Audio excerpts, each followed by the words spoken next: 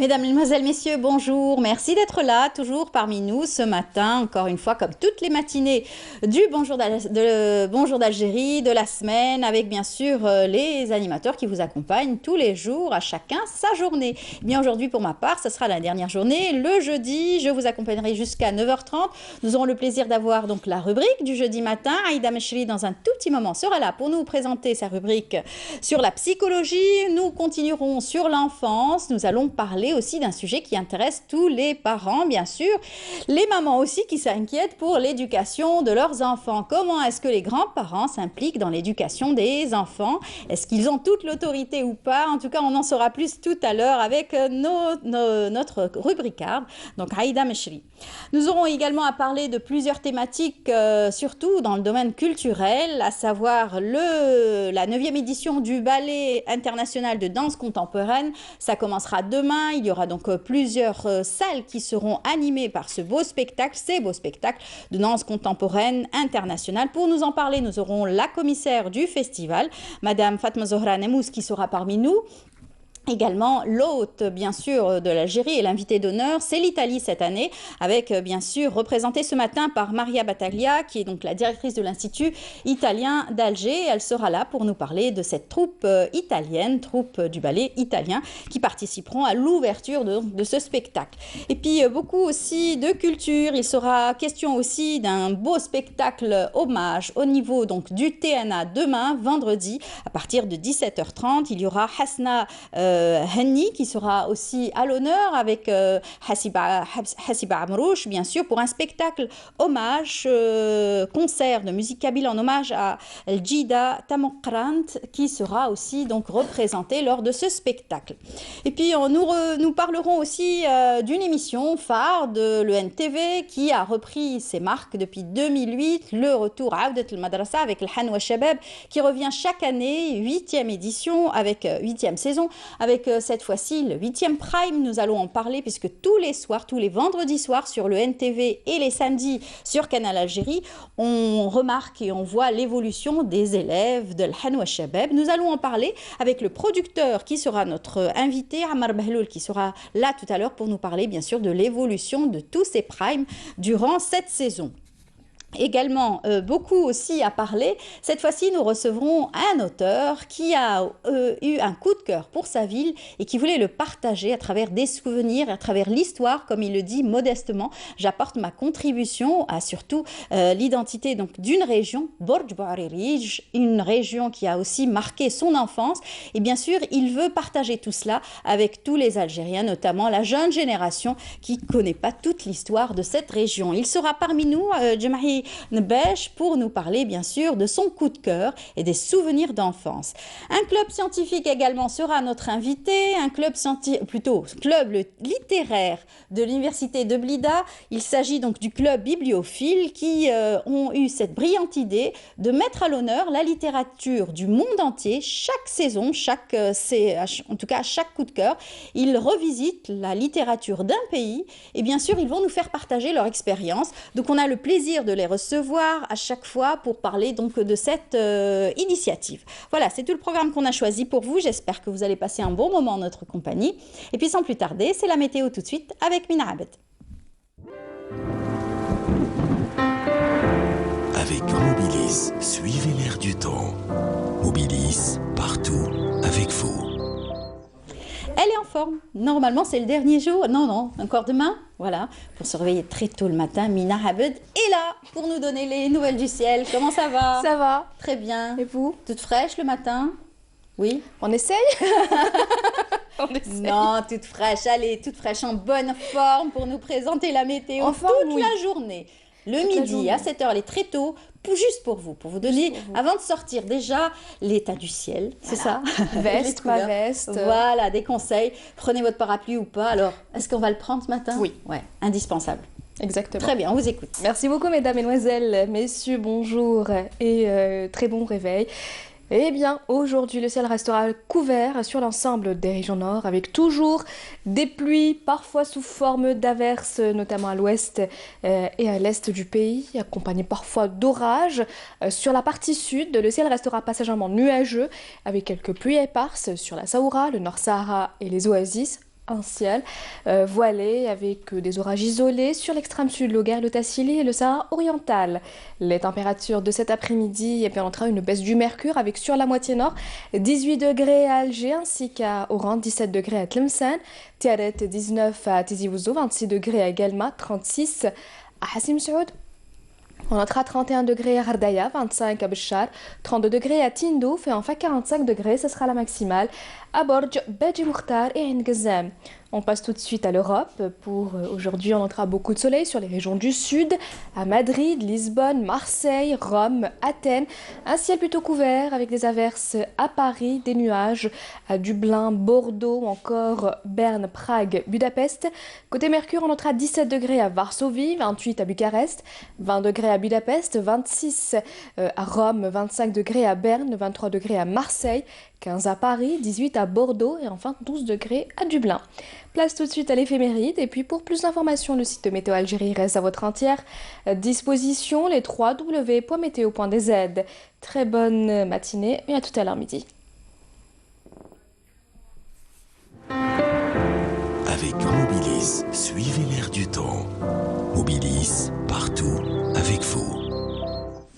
Voilà, merci beaucoup Mina. Merci à vous. Bonne journée. Bonne journée. À tout à l'heure. Eh bien, on va débuter cette émission avec un peu de musique pour vous mettre du punch avec une belle chanson signée Hayez Zarrouq.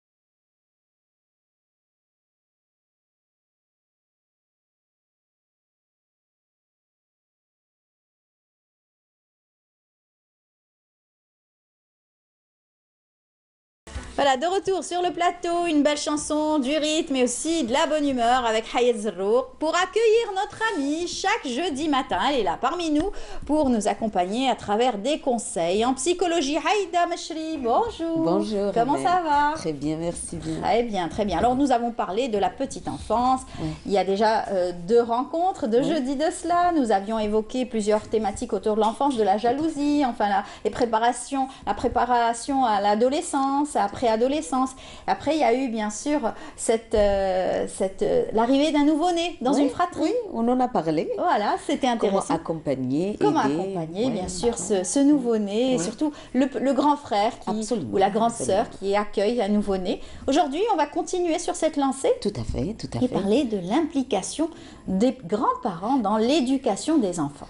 Comment on parle de liens, relations, à quel point c'est important et comment vraiment tisser ces liens, pourquoi c'est important et comment vraiment établir les séparations. C'est justement travailler cette distance. On est juste en train de mesurer et de travailler et d'accompagner un peu les parents et puis qu'ils nous écoutent à mieux gérer. Voilà, parce qu'en général, les enfants et les petits-enfants surtout sont toujours plus choyés et plus gâtés par les grands-parents.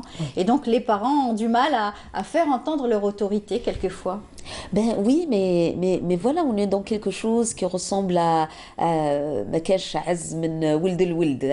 quelque chose. C'est plus facile peut-être à éduquer. C'est plus facile, puis ça nourrit énormément. Ça ramène la famille à un cycle déjà vécu avec les parents. Donc ça ravivit un peu le côté affectif, très riche, la spontanéité. C'est pas du tout les mêmes relations. C'est pas les mêmes relations, mais on va dire que ça nourrit un tout petit peu un passé. C'est-à-dire que les grands-parents ont moins d'autorité, ils sont pratiquement effacés et ils sont plus tolérants avec les petits-enfants qu'avec les enfants. Ils sont tolérants, il n'y a pas que ça, ils sont tolérants, mais aussi ça remplit un vide aussi. Il faut dire que, voilà, c'est aujourd'hui on se rapproche de ça, c'est juste pour dire à quel point nos enfants sont piégés par ce phénomène de gâter l'enfant, de le chouchouter, de bien le cadrer et les grands-parents sont ici à répondre à ses envies, à lui offrir beaucoup de choses que les parents eux-mêmes sont en train de placer des règles, des mesures et puis de cadrer un tout petit peu dans le cadre éducatif. Eh bien, on dira à quel point, voilà, on peut permettre à des grands-parents d'être là pour les enfants et à quel point on piétine un tout petit peu sur ces liens. Comment facilement, en voulant bien faire, on peut vraiment détruire des règles, des conseils comme ça qui peuvent vraiment aider nos enfants et puis les balancer dans la vie d'adulte de demain. C'est sûr. Alors c'est vrai que chaque individu a des souvenirs indélébiles de leurs grands-parents, des souvenirs de maison des grands-parents, etc. Et des petits souvenirs qui reviennent après, même étant grands. Et c'est très important, c'est des liens très forts. Très très fort et je dirais même c'est beaucoup plus important pour les parents eux-mêmes parce que ce qui a été vécu avec leurs parents ou là où c'était difficile, un enfant, le nouveau-né, il replonge les parents dans une autre relation, dans une autre dynamique avec les grands-parents. Donc il retrouve un tout petit peu cette sérénité, il retrouve ce côté affectif, ces liens et puis il se projette un tout petit peu. Mais si on apporte bien les choses, c'est important de souligner que ça ne se passe pas comme avant. Avant, c'était vraiment reproduire le même modèle éducatif. Et puis, du coup, c'est comment juste permettre à ses parents de faire le relais et puis d'essayer d'apporter quelque chose de nouveau. Aujourd'hui, les parents sont plutôt branché sur les livres, quelque chose qui concerne des spécialistes de l'éducation, des conseils sur Internet, il y a beaucoup de choses comme ça qui prennent le dessus. Et puis les parents ne sont pas très d'accord souvent sur ce que les grands-parents peuvent apporter comme modèle éducatif, surtout si eux-mêmes ne sont pas satisfaits de leur cadre familial. Il y a quelque chose aussi qui s'impose aujourd'hui. Comment vraiment permettre à ces grands-parents d'être là, de nourrir ces liens, mais aussi c'est de ne pas tout prendre comme ça, c'est avoir cette juste distance, parce que pour la simple raison que les grands-parents nous apportent les racines, nous apportent l'identité, l'histoire de la famille. La culture, les traditions, la façon de faire bien sûr dans la famille. Tout à fait. Et puis un enfant ne peut pas vivre uniquement avec les parents, la relation ne se construit pas uniquement entre enfants et ses parents, la famille c'est une famille bien grande, il y a les tatas, les tontons, les cousins, cousines, et bien sûr le noyau, bien sûr, qui est donc les grands-parents qui ont une place très importante dans le cocon familial. tout à fait. Et puis casser ça, effacer, prendre distance, ne va que nuire à nos enfants qui ont besoin d'être, de bien garder ses racines et puis de vraiment s'identifier à ses parents et d'avoir une partie d'histoire de la famille qui les concerne. Et c'est quelque chose là où on n'a pas vraiment le droit d'effacer ça. C'est quelque chose qui peut le nourrir, nous nourrir et puis enrichir les liens. Il faut vraiment encourager les grands-parents et puis voilà, dépasser tout ce qui peut être conflictuel. Souvent parce que le couple n'est pas de la même région, parce qu'il y a une différence culturelle, parce qu'on n'a pas la même motivation, on n'a pas le même désir, on n'a pas le même objectif comme ça dans l'avenir. Les gens sont plutôt dans le conflit, dans la déchirure, dans les coupures de liens. Et puis ça ne peut nuire qu'à nos enfants. Et puis il faut vraiment réfléchir à restructurer les choses, mais tout en négociant doucement. C'est comment on peut négocier, comment on peut apporter c'est très juste fort, ce qu'il faut. en tout cas, comme relation parents, grands-parents, etc. Alors, il y a toujours une tendance qui faiblit. Quand il y a une autorité dans la famille, le papa, la maman, quelquefois, c'est soit la maman qui cède, soit le papa qui cède dans l'éducation. Et encore plus, quand les grands-parents s'en mêlent aussi, c'est encore plus compliqué à gérer pour les parents. Quelquefois, ils ne sont pas d'accord. Ils ne sont pas d'accord, ils le disent, ils l'affirment, que ce soit par un verbe très clair comme ça, une parole, je ne suis pas d'accord, ou une manière de transgresser les règles. Oui, je suis d'accord, mais on fait le contraire absolument, ou on n'est pas là à gérer. Probablement que je commence d'abord par les grands. C'est vrai que c'est important, ces liens, c'est les grands-parents, c'est important leurs enfants, les petits-enfants, c'est important aussi de construire ça. Mais ça peut nuire aussi à l'éducation de l'enfant si on ne respecte pas les consignes. Il faut dormir à telle heure, il faut manger comme ça, il faut s'asseoir comme ça, il faut parler comme ça, il faut dire merci. C'est dur quand, par exemple, un des membres des parents, donc un des membres, va dire non, alors que le grand-parent va dire non, c'est pas grave, laisse-le, je prends en charge. La formule commence déjà d'emblée comme ça. Si c'est chez les parents, homme-femme, l'enfant va profiter un tout petit peu. C'est comme il profite de la situation. Mais si ce sont les grands-parents, ça devient un peu plus compliqué parce qu'on n'osera pas dire à nos parents, ben non, je suis pas d'accord, c'est pas comme ça. Et puis voilà, on n'a pas pris l'habitude aussi dans notre éducation de contrarier les adultes. Les adultes ont toujours raison. Voilà. Et toujours respect donc des adultes. Mais probablement aujourd'hui, c'est aux grands-parents de faire l'effort aussi de respecter le cadre des parents. Il y a des fois, même s'ils ont tort, mais ils ont leur manière de faire. On n'a pas une formule exacte dans l'éducation. On ne peut pas avoir un modèle prototype. Quelquefois, c'est vrai que les grands-parents ont souvent raison dans l'éducation et ils ont une certaine idée et une certaine forme d'éducation qui était classique à l'époque, qui a fait de nous des générations et des générations bien éduquées. Aujourd'hui, la jeune génération peut-être laisse faire certaines choses, donc les grands-parents sont là pour reprendre les choses. Et recadrer.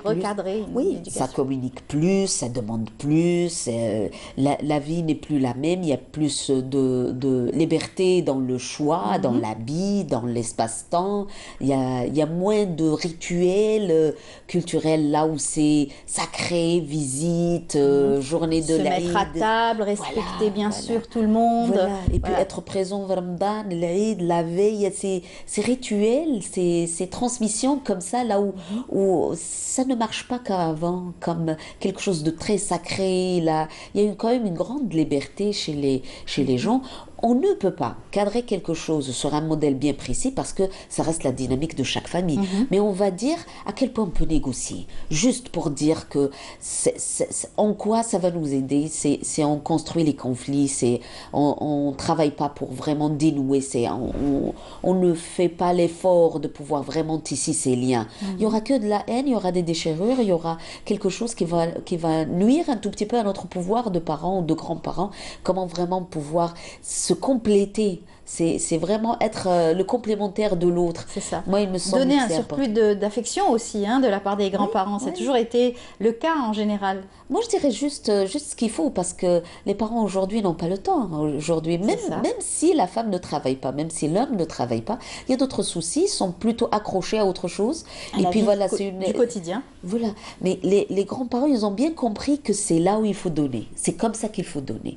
C'est de cette manière. C'est des petits petits gestes. Ça s'apprend dans la vie. Et probablement leur permettre aussi de donner, d'être là pour vraiment offrir. Et ils ont plus de temps. Ils ont plus de temps et voilà, on va dire, pourquoi ne pas garder les enfants s'ils peuvent le faire? Ça, c'est quelque chose Ils ont aussi. la santé et la capacité de le faire. Ben oui, souvent, tellement que les choses se recadrent aujourd'hui, que c'est un peu compliqué pour eux, réfléchissons à l'intérêt de nos enfants des fois. Ce n'est pas tellement que les gens ont peur de se retrouver avec une grande responsabilité, beaucoup d'efforts, tout ça, donc ils coupent carrément d'emblée.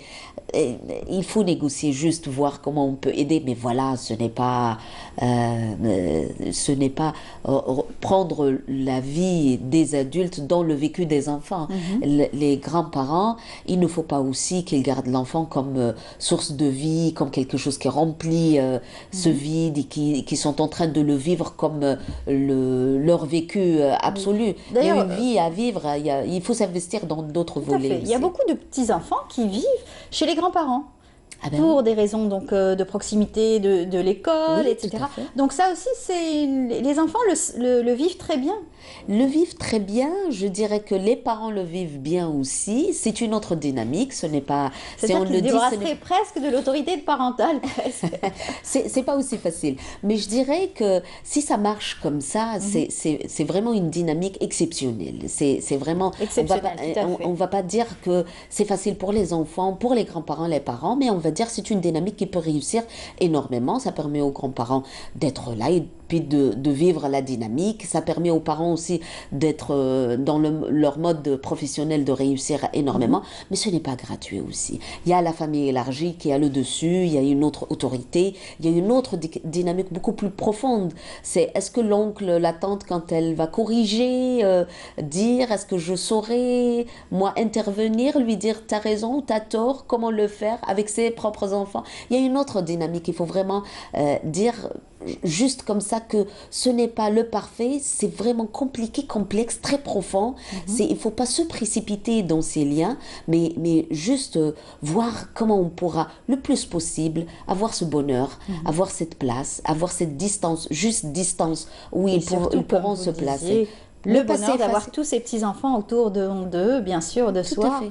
Ne pas s'éloigner comme ça et de laisser faire, mais aussi ne pas prendre le devant de la scène pour tout dire et ne permettre à personne de pouvoir bouger. C'est juste une mesure comme ça pour pouvoir vraiment recadrer les choses avec les parents, entre enfants, adultes, et puis recadrer la dynamique du reste de la famille. Et puis, je dirais que communiquer, ce n'est pas uniquement dans la parole qui est là, mais communiquer, c'est d'écouter ce qui ne se dit pas. C'est de pouvoir vraiment sentir l'enfant, qu'il est là, épanoui, qu'il peut exister, tout ça. Donc ça, c'est quelque chose à travailler énormément. Voilà, de bons conseils, de bons matins. En tout cas, j'espère que vous avez apprécié cette thématique d'aujourd'hui avec Aïda Mechri. Merci beaucoup, Merci Aïda. à vous, Amel. Donc, bonne chance à vous. Merci. Pour la journée surtout. Elle va être longue. Et puis, on vous dit bon week-end. Merci. En attendant de vous retrouver avec plaisir jeudi prochain. C'est partagé. Voilà. Merci bien. Merci beaucoup. Eh bien, tout de suite, nous allons vous emmener à la découverte d'un lieu qui est aujourd'hui classé au patrimoine mondial de l'UNESCO. Donc, c'est la Qal'at Bni Hamed. On se retrouve juste après. C'est un reportage signé Sabrina Khlifi.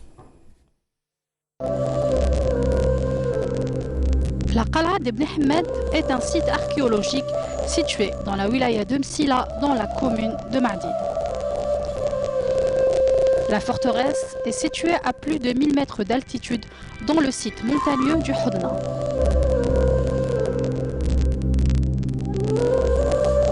Fondée en 1007 par Hamad ibn Boulourin ibn Ziri, qui engagera de grands projets de construction.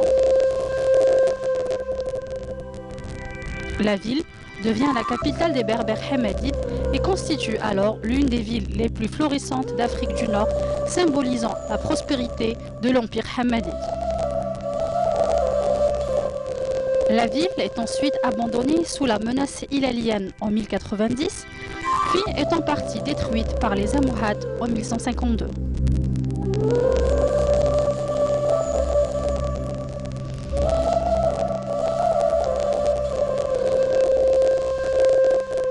Vestige de la civilisation musulmane, la ville comprenait à l'intérieur une fortification de 7 km, détruite par la suite par les Almohades, une quantité importante de monuments, parmi lesquels une grande mosquée et son minaret, ainsi qu'une série de palais.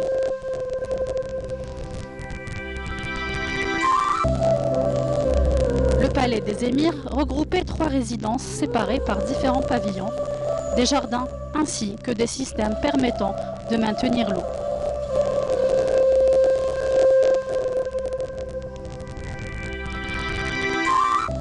La mosquée, la plus grande qu'ait connue l'Algérie après la Mansoura, présente les mêmes aspects architecturaux que la mosquée du Qayrawan, avec une grande salle de prière de 13 nefs de 8 travées.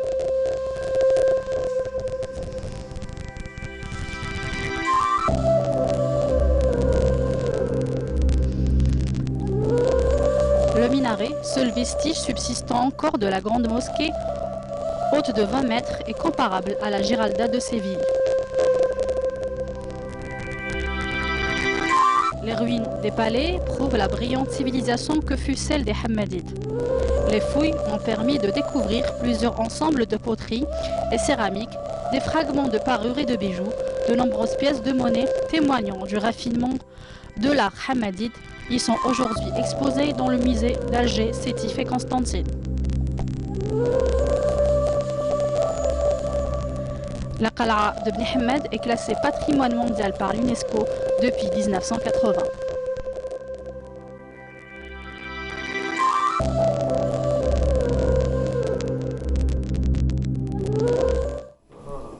Voilà, de retour sur le plateau, je voulais annoncer en sommaire, nous allons vous faire découvrir une belle région. En tout cas, la région de Borj Bouharerij, comme on aime l'appeler, la merveilleuse, surtout avec notre invité qui lui est passionné et a voulu vous faire découvrir sa région, sa ville natale. En tout cas, avec nous, Monsieur Djemhi Nebech, bonjour. Très heureux de faire votre connaissance et d'être sur le plateau de Canal Algérie. En tout cas, très heureuse aussi de vous recevoir. C'est une invitation qui me va droit au cœur. Merci. Et ben, ça me permet évidemment de parler un petit peu de ma ville qui fait partie de mon ADN.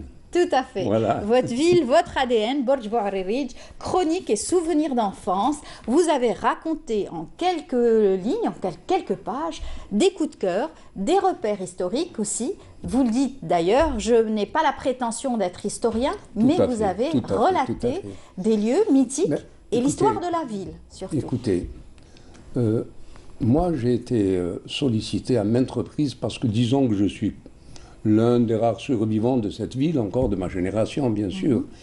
Et j'ai été sollicité par pas mal d'amis qui me disent « mais écris, parce que nos générations viendront un jour, mais ils n'auront aucun repère de leur ville. » Et c'est malheureux. C'est le cas de toutes les villes pratiquement. C'est pratiquement le cas de toutes les villes d'Algérie. Là j'invite tout le monde à écrire quelque chose sur sa ville.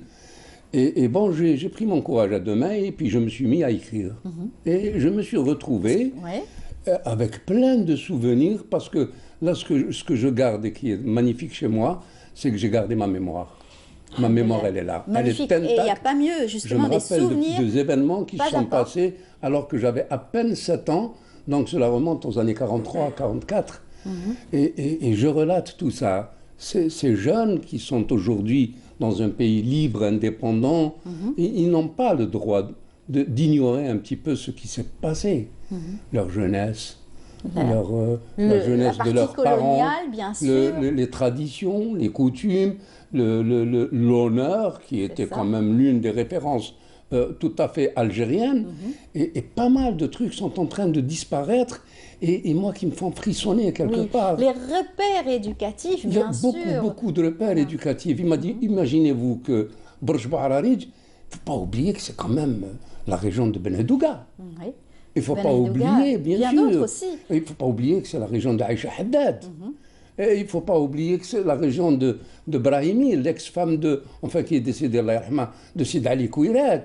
Et j'en passe, et je pourrais vous citer des centaines et des centaines de lettrés qui sont passés par cette médersa aussi qui a marqué. Ismaïl Hamdani qui a été Premier ministre, Abdelmajid Aouchiche qui a été directeur de la DNCANP, qui a créé la DNCANP. Et j'en passe, et j'en passe, et j'en passe. Des hommes et des femmes qui ont marqué leur passage. C'est une génération qui va arriver comme ça, et repartir sur une nouvelle page d'histoire de sa ville, un petit peu fade, un petit peu déglinguée avec ces nouvelles habitations qui ne sont pas un peu humanisées quelque part, tout ça. Alors que nous, à l'époque, nous étions quelque part des indigènes. entre guillemets. Oui, bien sûr. On nous traitait d'indigènes. Le Et colonisateur nous traitait on était d'indigènes. très heureux de faire partie des SMA. Et c'est les scouts musulmans algériens de Borj Baharij qui nous ont appris le sens de la... Le sens de l'honneur, du non partage. seulement ça, c'est surtout le sens du nationalisme, de la patrie. La patrie. D'ailleurs, c'est ce qui a fait de vous, plus tard, un homme dédié complètement à la solidarité, à l'entraide. Vous avez beaucoup voyagé. Moi, je vais puisque peut-être vous étonner, j'ai passé quand même été 51 ans, et pour être au plus Croissant exact, Rouge algérien. 51 ans et 3 mois au Croissant Rouge algérien. Voilà. Moi, j'ai été découvert par des hommes immenses comme le docteur Amran de Sétif, qui m'a découvert en 63, qui m'a pris par la peau du cou pour me dire, allez bon, dans l'humanitaire, tu n'as rien à faire. Dans l'humanitaire, Dans et vous l'humanitaire. avez justement sacrifié toute votre vie dans l'humanitaire. Vous avez beaucoup voyagé aussi Et j'ai pour aller pratiquement aider représenté et mon représenter pays dans l'Algérie. des catastrophes naturelles ou dans des conflits dans 17 nations en Afrique et en Europe. Là, aujourd'hui, vous êtes en retraite, vous avez mis de côté le côté humanitaire, le volet humanitaire. Peut-être que ça sera l'occasion de préparer un autre ouvrage sur ce côté qui est Non, un côté très glorieux. je suis en train de finir un autre ouvrage qui est pratiquement terminé, qui a été corrigé il n'y a pas 3 jours. Et je lui ai donné le titre, je ne sais pas si je vais le donner en primauté chez vous. Allez-y, oui. C'est, je dis, d'Oradour, Oradour-sur-Glane. D'accord. C'est une ville martyre française où les nazis ont massacré toute une population. D'Oradour-sur-Glane à Borj Baharij, où la similitude de la méthode. Parce que dans ma ville à moi, dans ma ville et l'histoire, c'est les gens qui doivent connaître l'histoire. Dans ma ville à moi, un certain février 58, l'armée coloniale a bouclé la ville. Elle a bouclé la ville. Et pendant une semaine, d'un quartier à un autre, vous ne pouvez pas passer. Elle a filtré la ville, elle a ramassé pratiquement toute la population dans un stade municipal et 54 des meilleurs enfants de notre ville ont été arrêtés, torturés, mais tués où?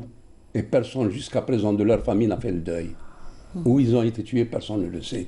Et ça fait partie de l'histoire de notre ville. Voilà. Et là, j'ai écrit quelque chose parce que je suis quand même un témoin de l'époque. Oui. Et donc là, ça sera aussi l'occasion peut-être de vous recevoir pour en débattre et pouvoir donner tous ces détails. Alors cette fois-ci, on revient sur ce livre, Borj Baharij. Alors moi, j'ai bien aimé le titre, la glorieuse Borj Baharij, cette ville qui a vu le passage de plusieurs aussi civilisations. Alors, c'est peut-être qui fait un petit peu la particularité en Algérie de Borj Baharij, parce que c'est un carrefour. C'est ça, un carrefour. Les Romains sont passés par là. Le sud, l'est et l'ouest. Les Ottomans sont passés par là. Bien sûr, le colonisateur a laissé ses traces. Et vous êtes là pour nous rappeler, nous relater toute cette histoire à travers cet ouvrage. L'ouvrage en lui-même, il n'est pas historique, hein, attention, hein, il faut bien préciser les choses. L'ouvrage en lui-même parle d'une ville à une époque déterminée. Comment était cette ville? Comment vivaient les gens de cette ville?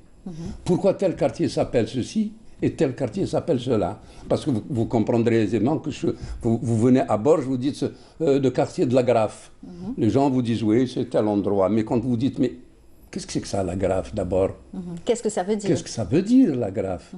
Eh bien, c'est le premier point de télégraphe qui a été installé vers les années 30 à Borj Baharij et qui a gardé, par l'oralité des gens et la déformation de la langue, le quartier de la Grafe. Ou là, le quartier de Djebbesh, là où il y a les... C'est en général comme ça, c'est l'héritage, bien sûr. Exactement. Et ce qu'il y a de bien, c'est que quand même, à l'époque, l'Algérien, il n'y avait pas 48 universités, il n'avait pas d'université. Les rares personnes qui avaient plus ou moins un petit peu d'études, c'est qui sont sortis soit des zaouiats, soit des lycées, enfin pour l'élite, c'est les lycées franco-musulmans à l'époque. Donc ça fait quand même, ça a donné une vie à cette ville. Mais justement, vous racontez très bien votre éducation à l'école où c'était très sérieux, il y avait une rigueur, il fallait aller très propre à l'école. Je dis qu'à l'école, le matin... Il fallait faire attention, sinon on pouvait être renvoyé de l'école. Moi, je sais que... Et l'instruction y était avec beaucoup de rigueur. C'est ça, quand vous êtes en rang, le professeur arrive, vous présentez d'abord vos mains. Et il regardait si vos ongles étaient sales. Si les ongles n'étaient pas coupés et sales, vous retournez chez vous. Il vous regardait derrière les oreilles pour savoir si vous avez les oreilles propres ou non. Et il vous renvoyait chez vous. Et ça nous a permis de nous former. Oui. Écoutez, moi, quand on me dit à l'époque que mes ancêtres étaient les Gaulois, Oui. moi, j'imagine un petit peu comment étaient faits les C'est terrible Gaulois, pour l'histoire, avec justement. leurs cornes sur la tête. Et quand je rentrais chez moi et que je regardais mon papa, mais il n'avait rien Il de avait Gaulois, rien mon du papa. tout. Mon papa, lui, c'est Oui. le type algérien, bien, avec son nez un peu sec, Alors etc. vous dites justement les habitants de Borj qui avaient cette fameuse plume, le gnour et tout, donc avec ces tenues de l'époque traditionnelles qui étaient reprises par la suite. Oui, moi je parle de Gnour, parce que quand on dit Borj Bouaririj, d'abord, l'arroj, Oui. c'est cette fameuse plume que les sentinelles ou les soldats janissaires portaient sur leur tête. Fièrement. Et la roche, c'est cette fameuse plume. Donc la roche, c'est le sens grand, immense. Mais Borj Bouaririj, c'est la petite plume. Voilà. C'est quand même le panache, mais c'est la petite panache. Voilà. C'est Borj Bouaririj. C'est diminutif un petit peu de Arrouj qui a donné à cette ville son appellation actuellement et qui n'a jamais changé. Alors, vous avez carrément raconté, vous le dites modestement, l'histoire de cette ville et la création, bien sûr, de ce fort, comment il est passé de plusieurs occupants, Voilà, surtout, et comment est-ce que la ville a été assise ensuite par les habitants, divers habitants, qui sont arrivés par la suite. Voilà, c'est-à-dire que les Romains avaient déjà, la région s'appelait Tamanouna. Et les Romains avaient déjà construit un fortin pour surveiller la grande plaine qui va jusqu'à la Kabylie et qui va jusqu'au sud. Donc c'était un point très important. Quand les Turcs sont arrivés, sur le reste, le fortin a été détruit, et sur ce reste de fortin, ils ont reconstruit un fort. Un fort avec une muraille aussi. Avec, attendez, un fort d'abord. Et par la suite, vous savez que les Romains, les Turcs, eux ne sont pas pénétrés à l'intérieur du pays. Ils ont gardé plutôt plus ou moins le littoral. Oui. Et ils ont assis leur prédominance en Algérie sur des notables, ou des notabilités, ou des personnalités de la région, de chaque région. Et là, vous venez à Borj, c'est les Mokrani, c'est les maîtres de la région, etc. Et donc, quand les Turcs sont arrivés, ils ont reconstruit le fort et ils ont fait une muraille en forme de rectangle, un petit rectangle. Avec des sorties, avec des orientations. Cinq portes, avec 5 portes, ce qu'on appelait la porte d'Alger, vers Alger, porte de Sétif vers Sétif, porte de Msila, porte de Bjaya et la porte du Vieux-Borj. Pourquoi la porte du Vieux-Borj? La 5e porte a été construite, c'est pour permettre aux chevaux des spahis à l'époque de rentrer par cette porte qui était tout proche de la caserne. C'est ça.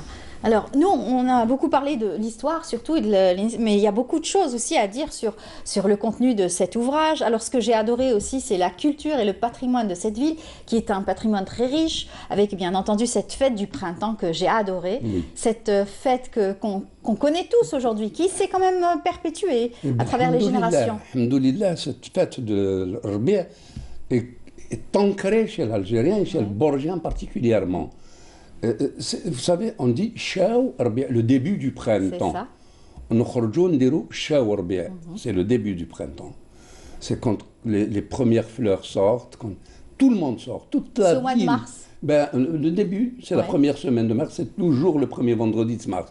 À l'époque, c'était le premier dimanche. Toutes les familles attendent ça avec impatience. Alors, ce qu'il y a de merveilleux, c'est que la veille ou l'avant-veille de la fête, toutes les femmes sont dehors en train d'acheter, comment vous appelez ça, des dattes écrasées, d'acheter du beurre, de la semoule pour préparer les fameuses bradj.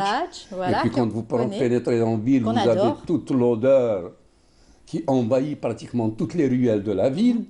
Vous savez qu'il y a quelque chose qui se prépare, quelque chose d'extraordinaire qui se prépare. Un immense pique-nique qui prend toute la journée. Voilà. Toutes les familles, bien sûr, sont conviées. Et même on vient de l'extérieur de la ville. Pas mal de... Vous savez, il y a des alliances qui se sont faites.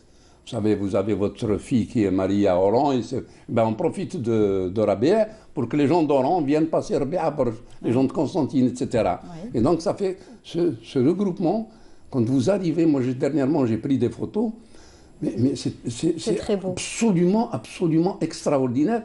À perte de vue, vous avez des familles assises avec un pique-nique, tout ça, les enfants qui gambadent dans l'herbe. Oui. Et les vieilles femmes qui ont gardé leurs anciennes coutumes vont chercher dans les champs les petites pousses, Oui. tel bgoul, ce qu'on appelait le bgoul à l'époque, pour l'enlever et le soir même préparer le couscous avec cette nouvelle fraîche, toute fraîche.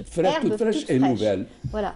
J'ai bien aimé aussi les personnages, les deux personnages qui m'ont marqué. Le Boussaadi, par exemple, c'est un personnage. Pour la gawawa. Voilà, et la gawawa. Gawawa, si vous voulez, c'est le marchand ambulant, c'est l'herboriste ambulant. Ouais. Ça, le gawawa, lui, il vient avec son âne, hachak, bien rempli de produits. Et il repart tout heureux, en fin de journée. Oui, parce que les femmes raffolent. Voilà. Avec nos traditions, nos coutumes, les maris qui sont un petit peu durs, tout ça. Elles achètent en cachette. Elles achètent en cachette. Et je l'ai dit dans mon livre, je dis, mais elles se trahissent. Parce qu'au cours d'une cérémonie quelconque plus tard, elle va mettre son aqd hadak. Makhdoum b'tayyib, il est fait avec des clous de girofle écrasés. On en fait un petit collier qui donne une très belle odeur.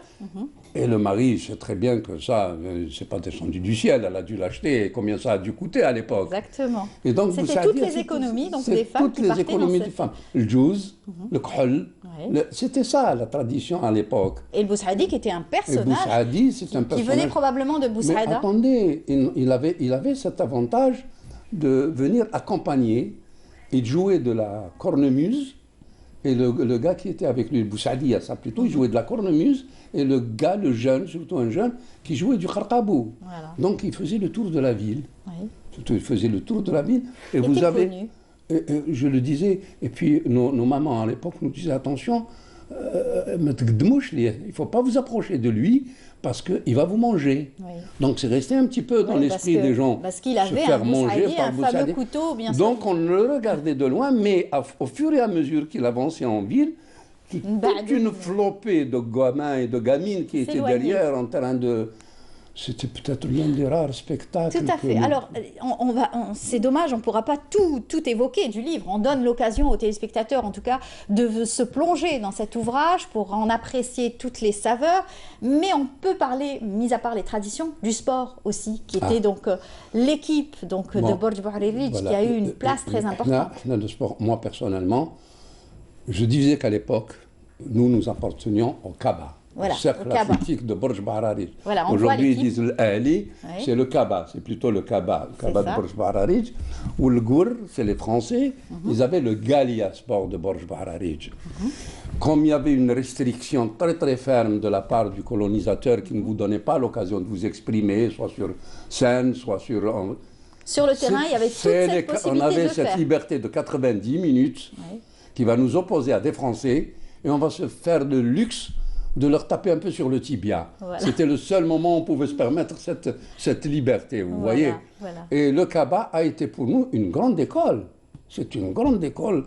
Et il a été dirigé par une du sommité de Borj Bouhariri, c'est le docteur Ben Salem, l'ancien vice-président de l'Assemblée algérienne de l'époque, et qui a été l'un des fameux signataires des 57 qui ont rejoint le gouvernement provisoire de la République algérienne en Tunisie.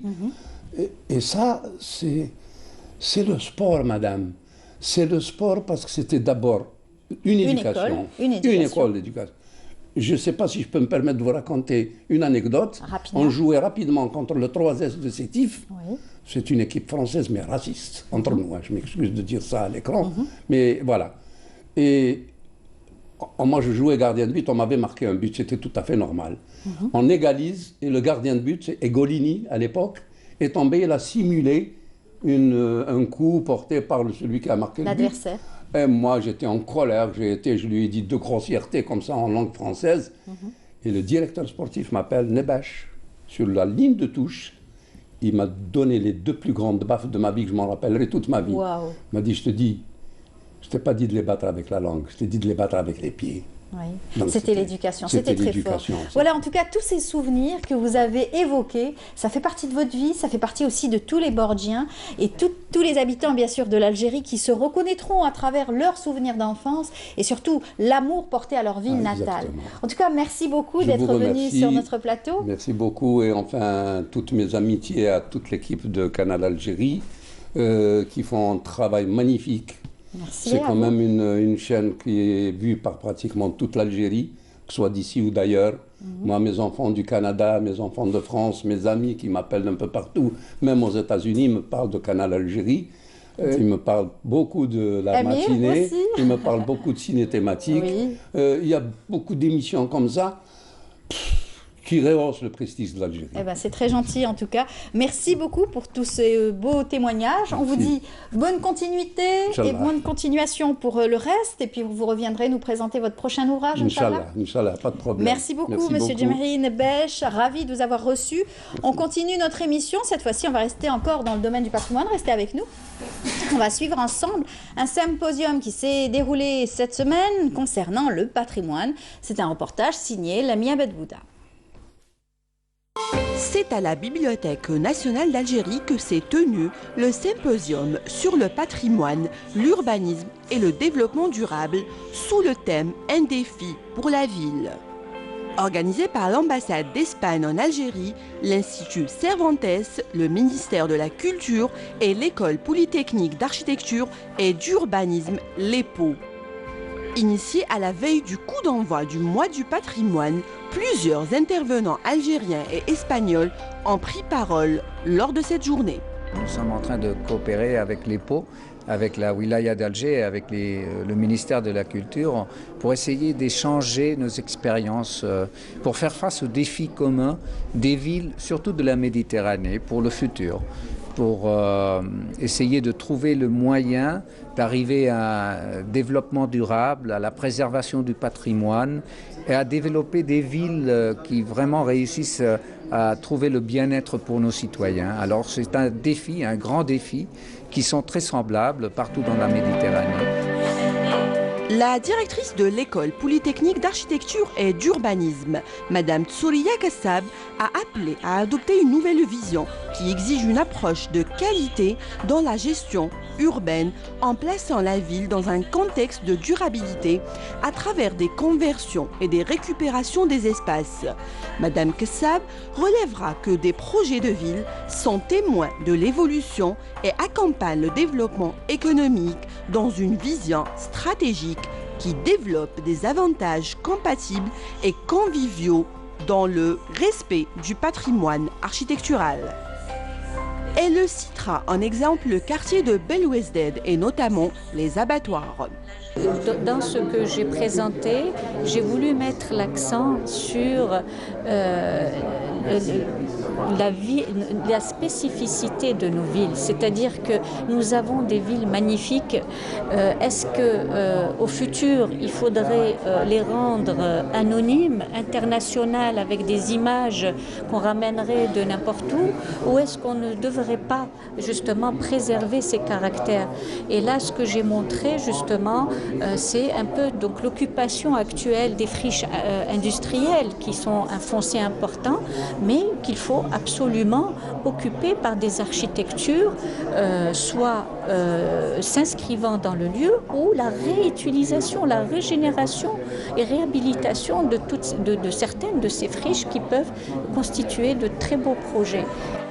Quant au docteur en architecture, Wahiba Bellouchrani a abordé la cohérence et mise en rapport des échelles dans l'hypercentre d'Alger, expliquant que la cohérence dans les systèmes urbains doit se faire dans un cadre artistique, car pour maintenir les quartiers urbains, il faut faire un travail de recherche et d'analyse spécifique au système architectural, tels que les balcons, les ferronneries, et ce, afin d'éviter de perdre l'authenticité. Actuellement, elle travaille sur la mise en place d'un logiciel permettant de maintenir et de fournir la cohérence en termes de sauvegarde du style urbain. Par exemple, nous avons travaillé sur le quartier L'Arbi Ben Mhidi, sur la rue L'Arbi Ben Mhidi. Cette qualité de l'image urbaine, nous l'avons analysée et nous avons démontré qu'elle est due à la relation des échelles architecturale, urbaine et ornementale. Donc nous avons aussi analysé comme exemple l'ornement de la ferronnerie sur les façades, et nous avons vraiment constaté que celle-ci participe à cette cohérence, à cette image urbaine. Cette rencontre d'une journée se veut être une occasion de mener une réflexion entre les décideurs, les chercheurs et les professionnels concernés par le développement durable de la ville, son avenir et les voies de son développement. Voilà, nous allons beaucoup parler de patrimoine tout au long donc, de ce mois, du 18 avril au 18 mai, bien sûr, pour rendre hommage à tous les défenseurs de notre patrimoine. Eh bien, la danse en fait partie, puisque nous allons beaucoup parler de danse aujourd'hui, de danse contemporaine et surtout de cette 9e édition du Festival international de danse contemporaine. Et celle qui est bien heureuse de nous en parler, c'est Madame Fatma Zohra Nemous. Bonjour. Bonjour. Bienvenue parmi nous. C'est gentil, merci à vous. Vous êtes la commissaire de ce festival qui vous a toujours tenu à cœur depuis quelques années déjà. C'est ma passion, la danse. C'est votre passion. Vous me connaissez, donc je travaille toujours avec cette passion de vouloir donner et de mettre en valeur la danse dans notre société. Exactement. Avec nous, Madame Maria Battaglia, bonjour. Bonjour. Bienvenue parmi nous. Merci. La directrice du Centre culturel italien à Alger. Oui, bienvenue. Et vous êtes là parce que le ballet va participer, le ballet italien, un ballet très impressionnant aussi à travers sa nouvelle chorégraphie surtout, qui va être à l'honneur, puisque l'Italie est à l'honneur cette année. Oui, tout à fait. Donc, on va en parler dans un moment. On va donner la parole à Madame Nemous, qui elle est une fervente défenseuse donc, de cette danse contemporaine et surtout qui a voué toute sa vie à la formation, à surtout la chorégraphie ici en Algérie, qui a eu plusieurs titres, hein, Madame Nemous. Oui, vous avez fait plusieurs écoles. Merci, oui. Oran, Alger, Moscou, les conservatoires, Moscou, Bratislava, Prague. Vous avez été ambassadrice de la danse algérienne ailleurs, membre du jury international. Oui, du concours international de Moscou à l'époque. Oui, très bien sûr. Donc vous avez cette passion, on le comprend, et vous avez ce riche parcours. Merci. Qui fait de vous une personne donc, très, très bien assise pour diriger cet événement. Merci beaucoup pour ces compliments.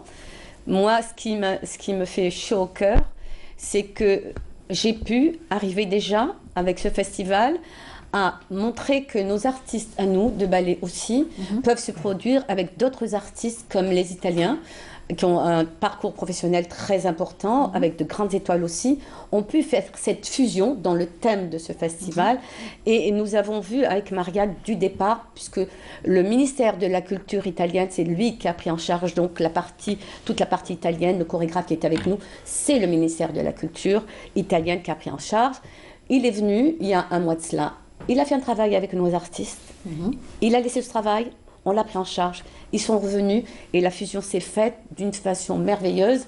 Et j'invite tous les fans de la danse, tous les amoureux de la danse, de venir voir cette merveille. Exactement. Et vous avez si bien dit que la fusion, justement, était là pour justement réunir les peuples du monde entier et faire rayonner la culture, d'où est-ce qu'elle vient. Vous savez, ça donne un souffle nouveau pour nos artistes qui ne sortent pas beaucoup. Et puis la danse, bon, les danses populaires, on les connaît, traditionnelles, tout ça, c'est merveilleux. C'est bon, c'est à nous, c'est notre terroir.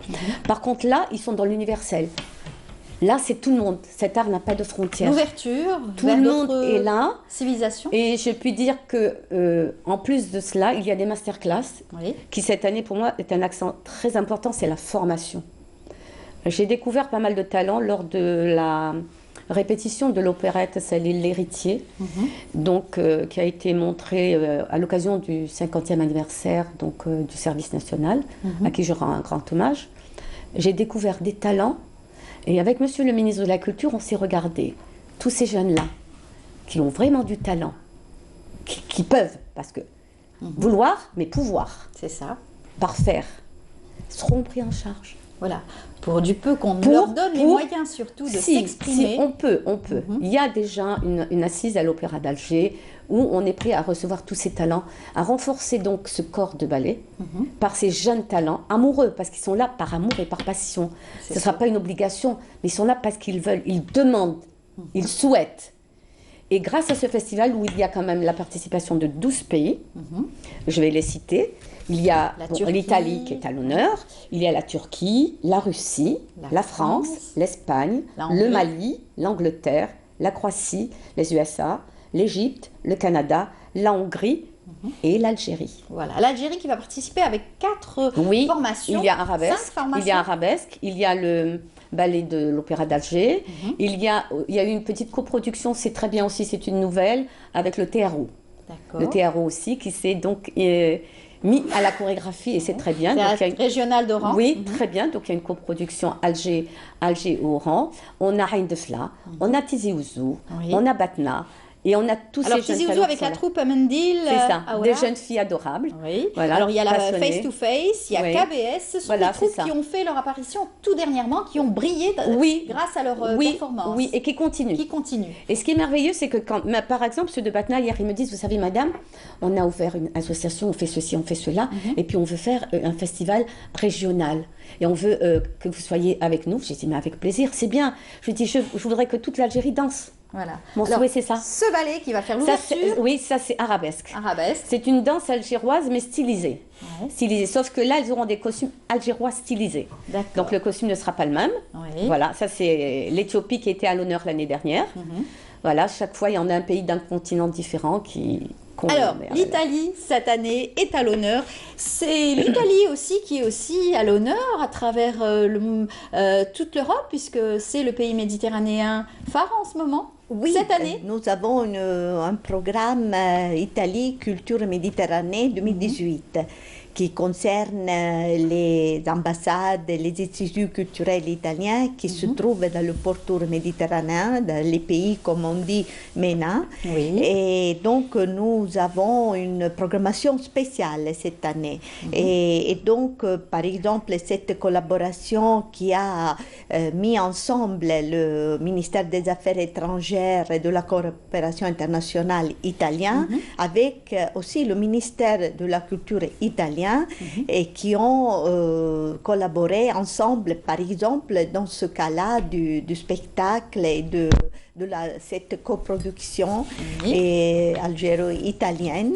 Mais également, pendant l'année, on a d'autres productions comme le théâtre et la musique. De vous recevoir à chaque fois, bien sûr, quand il y a donc des spectacles organisés avec l'ambassade d'Italie à Alger, bien sûr, le centre culturel italien Alger. Alors, Nuevo Balletto Classico, c'est donc ce ballet qui va faire l'ouverture également. Oui, entre autres, avec le ballet de l'Opéra d'Alger. C'est le ballet d'Opéra d'Alger. Donc, comme a dit Madame Fatema Zahra-Nemous, que je remercie énormément, et je remercie le ministère de la Culture algérien pour cet honneur qui nous fait d'être invités. Cette nation italienne. De l'Italie, donc merci beaucoup. Mais également, la compagnie italienne se trouve basée dans la région de Bologne, à Reggio Emilia, du nord de l'Italie, mais c'est une compagnie jeune. Mais elle a été fondée en 2016, mais elle vient d'une transformation d'une précédente compagnie dont la directrice était Madame Liliana Cosi, et qui est une ancienne étoile importante de la Scala de Milan. Et donc ce sont des académiciens, donc pour la plupart, les fondateurs, il y en a trois fondateurs de cette compagnie. De la nouvelle compagnie, mais elle est... Vous voulez une évolution de l'ancienne, et toujours Madame Cosi, elle est avec ses danseurs. D'ailleurs, elle est en là. pleine répétition. Elle est en répétition avec le chorégraphe. Elle est arrivée il y a 3 jours avec les danseurs. On attend les autres de la compagnie qui vont arriver demain. Donc, ce sont en tout 16 danseurs sur scène. Très, très bonne. 16 danseurs. Oui, c'est pour ça que j'invite le public à venir. Oui, ça commencera donc le 27, demain soir, à partir de 18h, à l'Opéra d'Alger. Alors, il y a aussi 3 salles. Vous avez choisi donc l'Opéra d'Alger, le Grand... J'ai choisi aussi le Palais de la Culture pour 2 spectacles. Plus le Mougar pour un spectacle. Et là, c'est en faveur un petit peu du public algérois qui, lui, ne peut se déplacer jusqu'à l'Opéra d'Alger. C'est un festival. Il faut animer Alger avec la danse. Bien sûr. Donc, et permettre à tous ceux qui ne peuvent pas se joindre à nous à l'Opéra d'Alger de venir au Palais de la Culture et d'aller à la salle Mougar, profiter de spectacles de danse contemporaine. Et voir un petit peu tout ce qui se fait en ce moment en matière donc de danse contemporaine, avec bien sûr des pièces chorégraphiques récentes, assez inédites, et surtout qui parlent, qui ont un message à transmettre aussi au public. Toujours. La paix qui est toujours en avant-première. L'amour. Et l'amour. L'amour, c'est très important.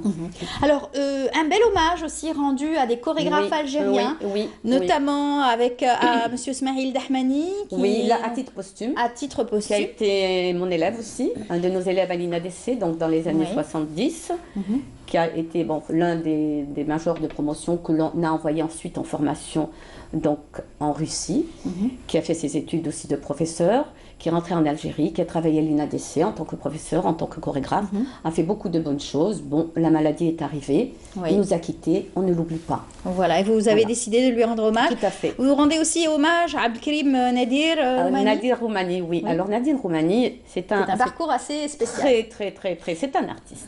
Et bon, il était quand même là à la naissance des Ballets Almanar. Passionné. Passionné, oui, c'est l'artiste, le professeur, le chorégraphe, le scénariste. Il a une très bonne main, il écrit très très bien. Et dernièrement, il s'est mis même au costume de théâtre et de scène. Et je me suis dit, il faut que tout le monde ait un petit peu sa part de reconnaissance et de bonheur. Voilà, c'est l'occasion un petit peu de toucher à tous les points qui touchent donc à la chorégraphie. Voilà, et là les masterclass sont pris en charge par aussi des techniciens algériens, dont M. Kadour Nourdine aussi, donc un confrère à M. Smaïl Dahmani, qui ont fait la même formation en Russie.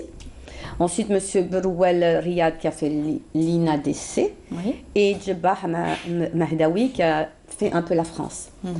Et les Américains Body Traffic et le Canada assurent, tous ces spécialistes assurent les masterclass depuis dimanche après-midi, et ce jusqu'à la clôture du festival. Très bien, et on viendra voir tout ça de très près. Je vous invite et je vous conseille, vous ne serez pas déçus, vous aurez beaucoup de surprises. Très bien, en tout cas merci beaucoup Madame Nemrous. Merci à vous. Je rappelle que vous êtes la commissaire de ce festival qui va prendre effet donc demain le 27 à partir donc de 18h. Et puis il se terminera le 30 avril. Tout à fait. Voilà. Et puis un dernier mot peut-être à Madame Battaglia pour nous donner envie d'aller voir ce beau spectacle du ballet italien. Mais le dernier mot, c'est de dire vraiment, venez voir ce beau festival. Et que moi, je suis personnellement, depuis sa création, depuis longtemps, on a toujours participé avec beaucoup de joie et c'est beau. C'est magnifique et pour tout le monde. Donc vraiment, venez, il y a des belles créations, tous ces pays, l'Algérie en premier lieu, bien sûr, et tous ces pays avec leurs excellences. Leur particularité, leur excellence. C'est incontournable. J'insiste sur un point, c'est que l'Algérie a fait énormément de progrès et avancé dans ce domaine. J'en suis heureuse et fière. Il rayonne. Donc le ballet algérien rayonne un peu partout quand il a l'occasion de sortir aussi, de pouvoir représenter l'Algérie. Merci beaucoup, mesdames.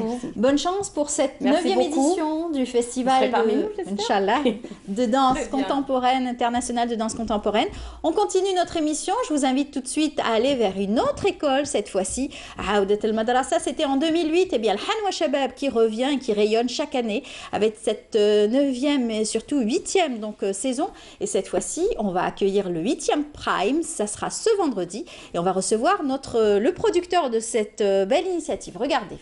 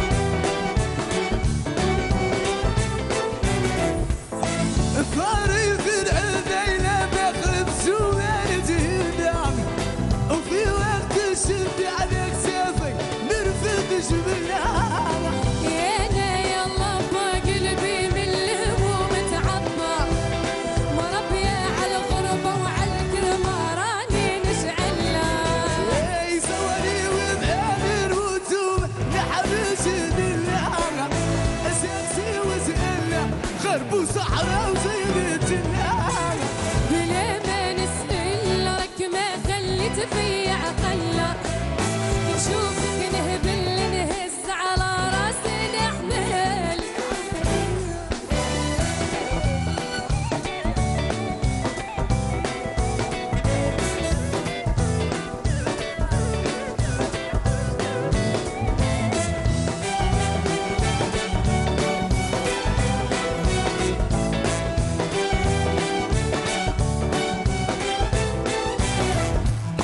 الوفي العود وكلامي كيف المارود واخواني اسبوعه وعمومي في الحرب وسوده يا انا يا الحر نعيش بشاني كيف النمره لكن النار الحمراء نكوي عدياني وانظار يا سواني وتعامر وتسونا نحبس بالله اساسي وسالنا غرب وصحراء وزينة النار بلا ما نسأل راك ما خليت في عقلنا نشوفو نهبل نهز على راسي نحمل انت يعرفوا يا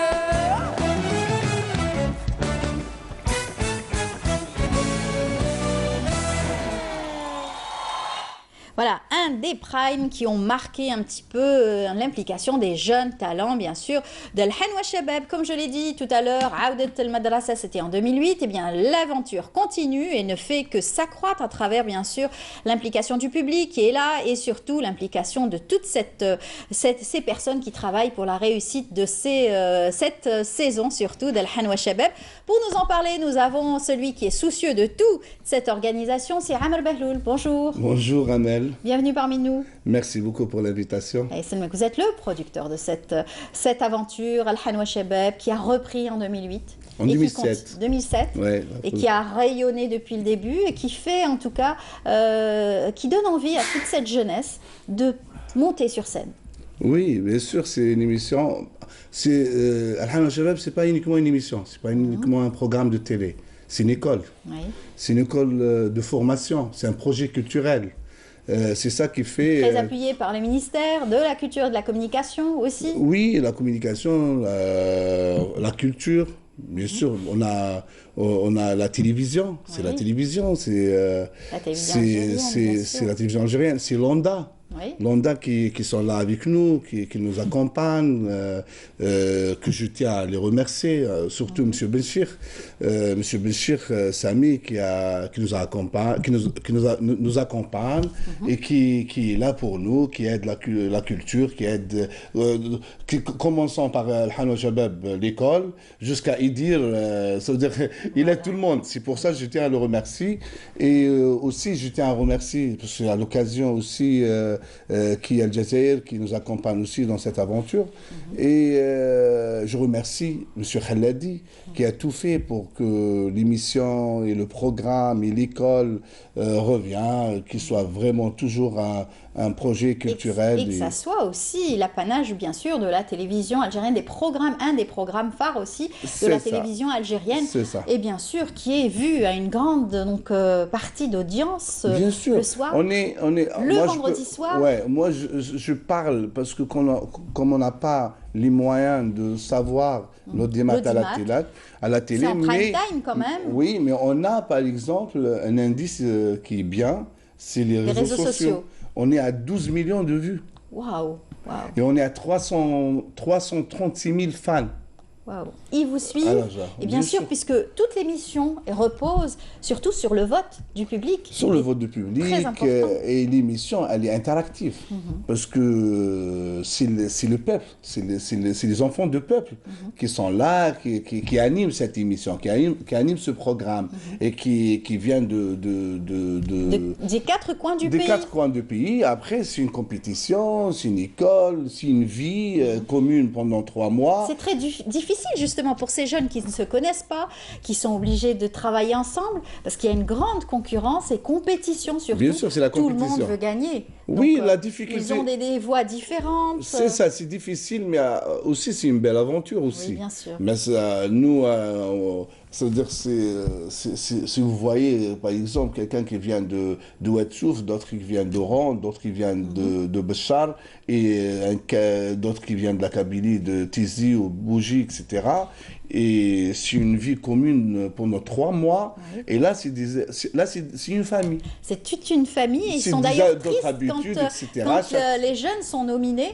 C'est très difficile de les voir sortir. Il y a des pleurs, il y a bien sûr les séparations. Oui, c'est l'émotion de la compétition aussi. C'est beau aussi. Nous, on fait de la télé, on fait la télévision, c'est de show. Le show, c'est quoi? C'est tout ça. Voilà. C'est l'émotion. Le show. Alors, pour parler justement de show et la réussite d'un show et d'un spectacle, parce que c'est un spectacle, c'est une grande émission. C'est une grande émission qui est faite par des hommes et des femmes qui travaillent au quotidien pour la réussite de ce prime, qui donc beaucoup de répétitions. Vous avez bien sûr les membres du jury qui sont là, partie prenante. Vous avez aussi la partie artistique, les musiciens, bien sûr, dirigés par Amin Dahan, la programmation, et tout ce qui va derrière aussi, qui a derrière toute la production. Voilà, la production, les costumiers. Bien sûr, les costumiers, oui. On a ramené un costumier cette année, Zino Toafer. Aussi, il y a une vingtaine de personnes qui sont uniquement pour le make-up et la coiffure. Oui, oui. On a 3 salons, les meilleurs salons d'Algérie. Alors les jeunes ont de la chance de se faire bichonner, préparer. C'est ça. Après, ils sont sous leurs plus beaux jours. C'est ça. Je dis qu'on a ramené cette année les 3 grands salons. Bavana Salon, on a aussi ramené Samika, on a ramené le salon des hommes aussi.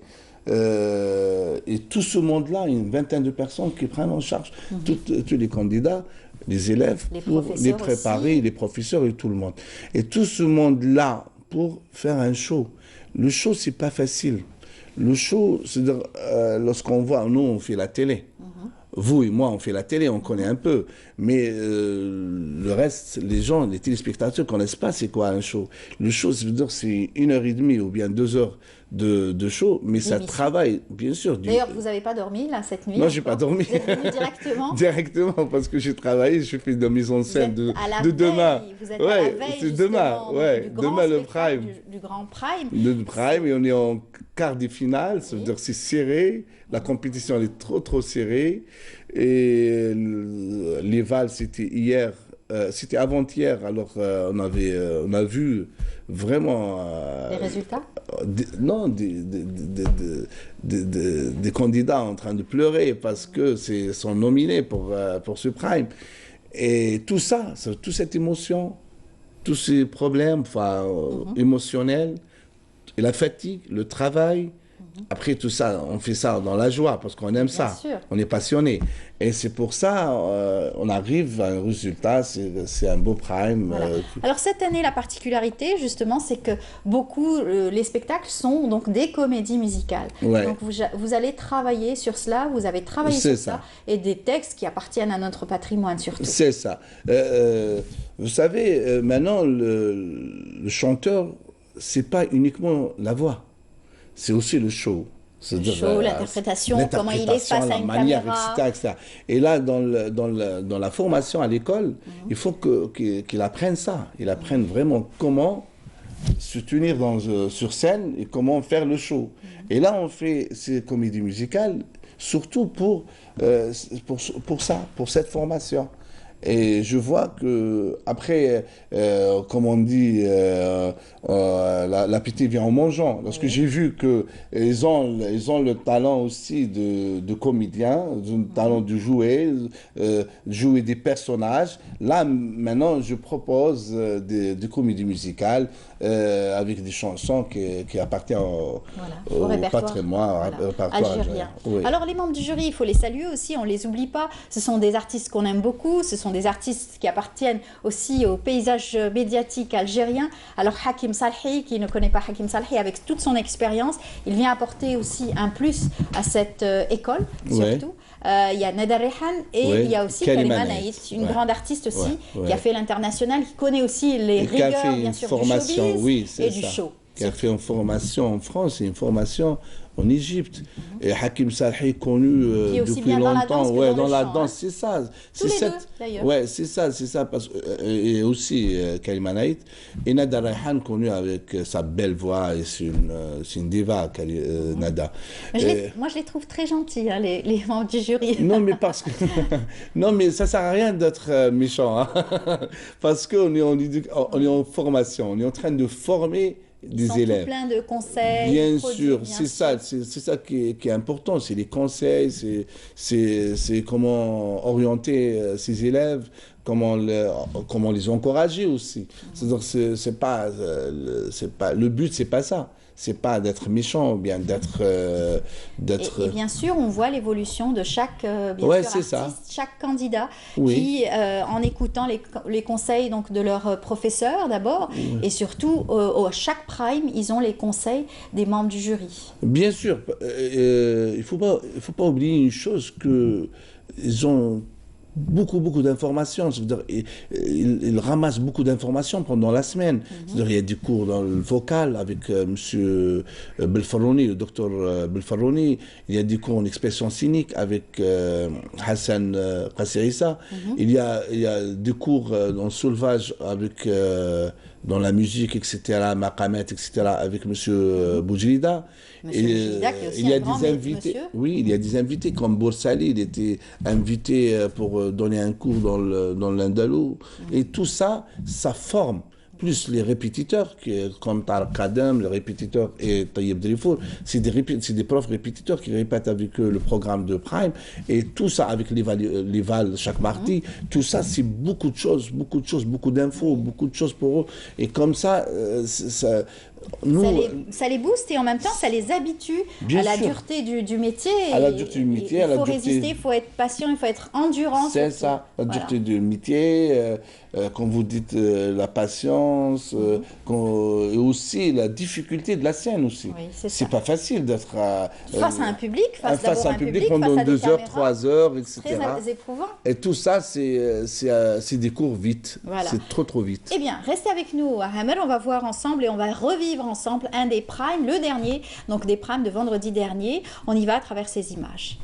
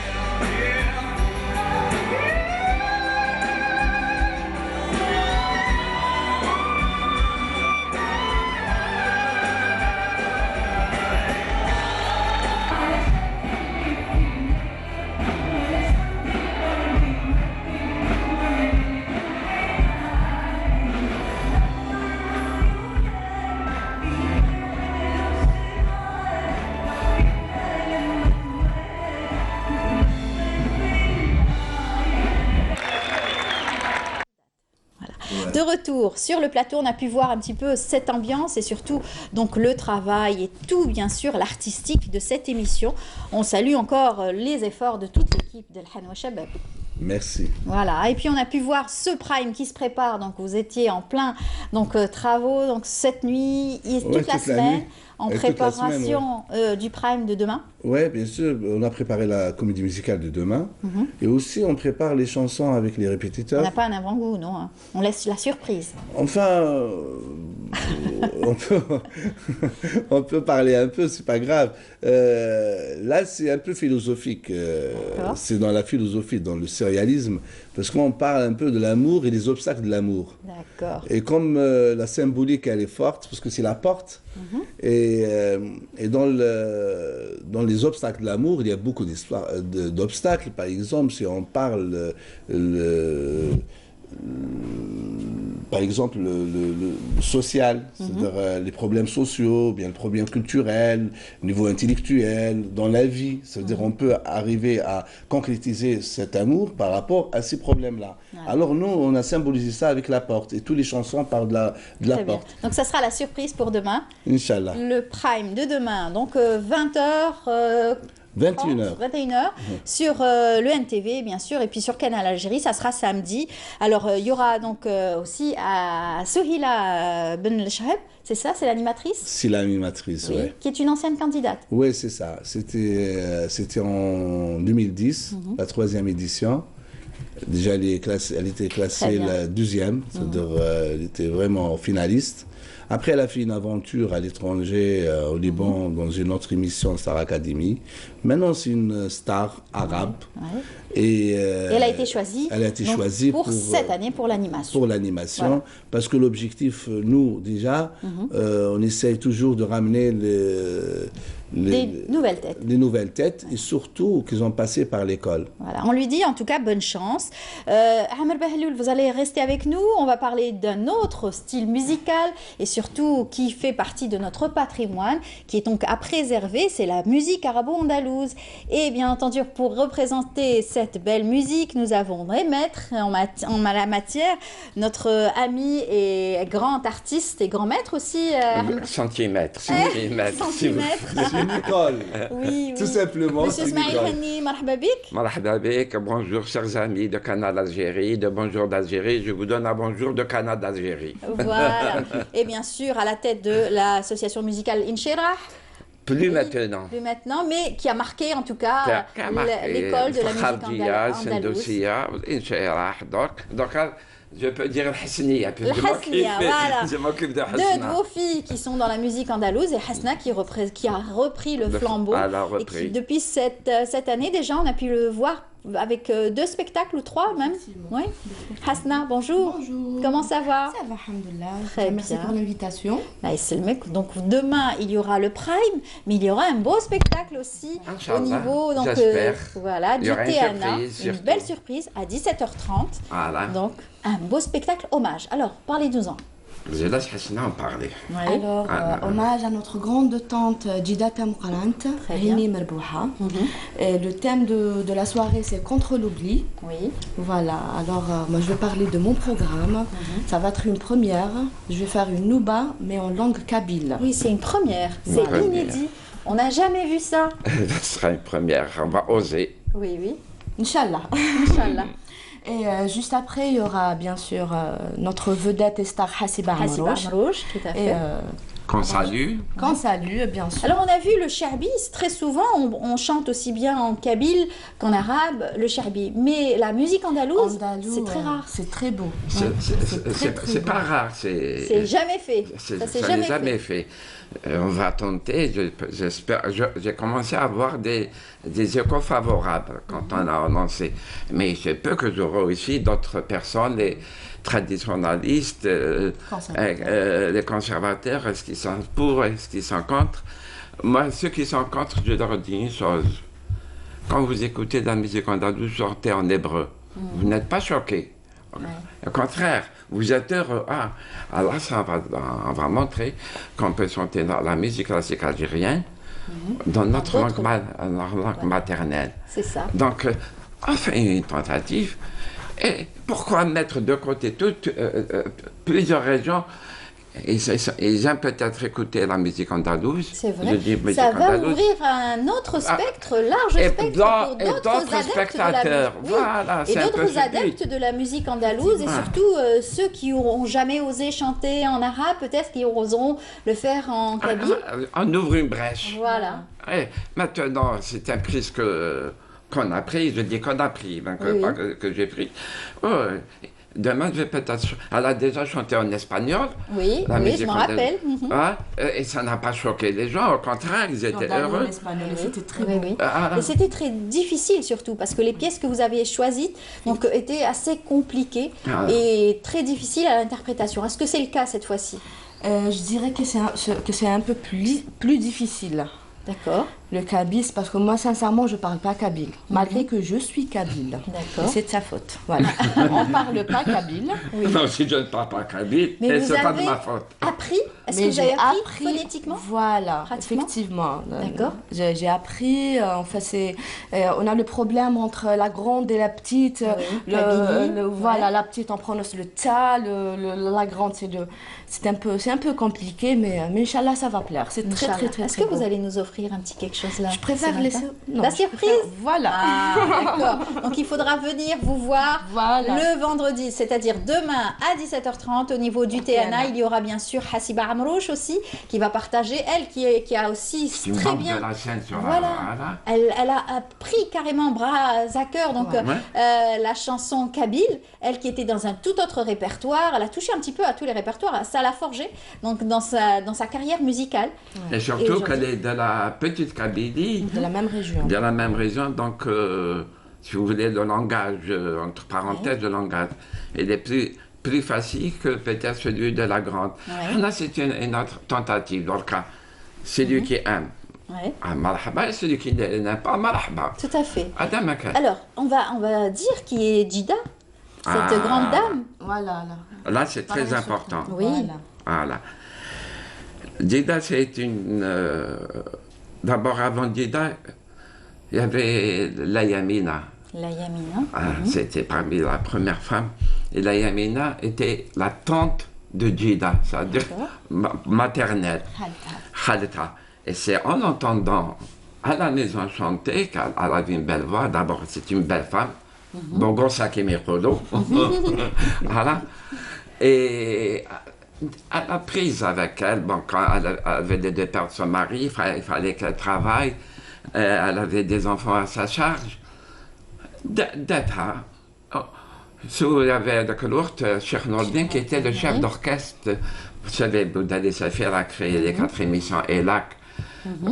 Andalou sur la direction de Abdel Fakhadi, Al-Shabi sur la direction de Haj Mohamed Al-Anqar, Kabyle sur la direction de Cheikh Nordin. Donc c'est à partir de là-bas, donc je laisse de soin Hasna continuer parce qu'elle a fait... Voilà, alors notre Djida, de son vrai nom, Hinni Merbouha, c'est sa tante paternelle. Elle est née le 4 juillet 1929 et elle a commencé, elle est venue à Alger en 1940 et elle a commencé à chanter en 1945. Elle a enregistré plus de 150 chansons à la radio. C'est beaucoup, hein? Oui. Ils existent toujours, donc les enregistrements sont toujours là. C'est récupéré. Dans les archives. Et elle a arrêté juste après l'indépendance, bien sûr, après la mort de son mari. Elle a arrêté la musique. Mais sinon, son mari qui était Moudjahid, et elle-même, elle a subi des tortures de l'armée française. D'ailleurs, elle a arrêté la musique à cause des coups qu'elle a eu de crosse quand elle a voulu préserver son mari. Et donc vous aviez voulu justement lui rendre hommage pour cette fois-ci et parler de cette grande dame qui a laissé quand même un répertoire très impressionnant, donc de musique et de chant surtout, à la radiothèque, surtout à la bibliothèque de la radio algérienne. Elle a un enregistrement à la télé. En 1945 avec Cheikh Nordin et Sherif Belkacem aussi. Elle n'a jamais repris la chanson? Non. Juste après l'indépendance et la mort de son mari. Et la maladie de son mari, de son fils aussi. Elle avait un fils malade, donc elle s'est occupée de son fils jusqu'à... Ça sera l'occasion, donc demain soir, demain après-midi en fait, fin de journée, de lui rendre hommage et de faire connaître cette grande dame à cette génération qui ne la connaît pas forcément, puisque la médiatisation peut-être n'y est peut-être pas. Ça sera peut-être l'occasion, ça va vous donner des idées, Amar Behloul, pour essayer de rehausser encore une fois notre patrimoine. Je voudrais préciser qu'une chose. Oui. Plusieurs chanteurs très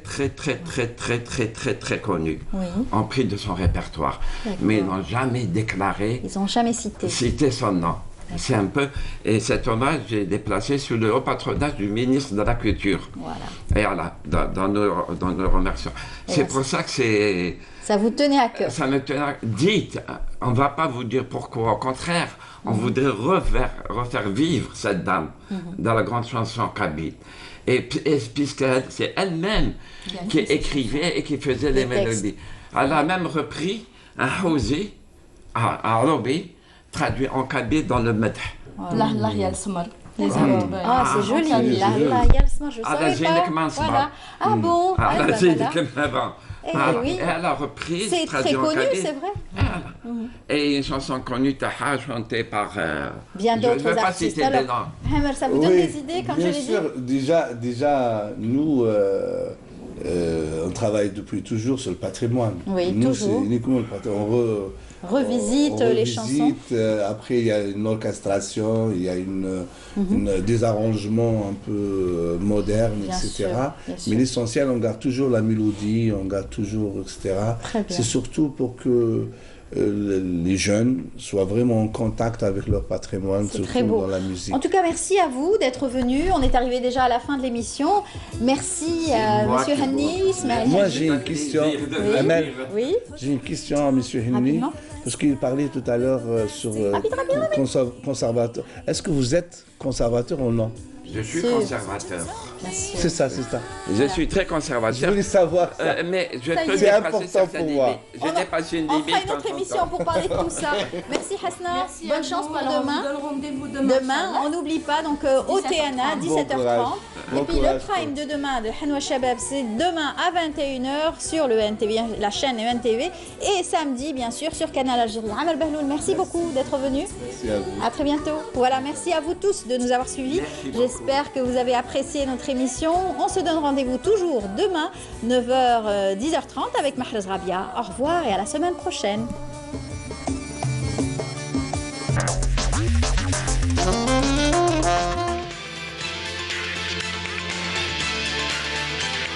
Bonsoir à tous, je suis ravie de vous retrouver. Bienvenue dans votre émission économique et merci de nous suivre comme chaque jeudi soir. La Semaine Éco s'intéresse cette semaine au prix du logement privé. Les promotions immobilières privées fleurissent dans les grandes villes du nord du pays, mais ils se vendent à des prix exorbitants. Jusqu'à quand cette flambée des prix? Iman Khmissi et ses invités posent la problématique. Quelles sont les tendances de l'offre et de la demande du logement privé? Et quelles sont les solutions pour répondre aux besoins des citoyens en logement? Pour suivre ce thème, rendez-vous avec La Semaine Éco, ce jeudi, à partir de 21h sur Canal Algérie.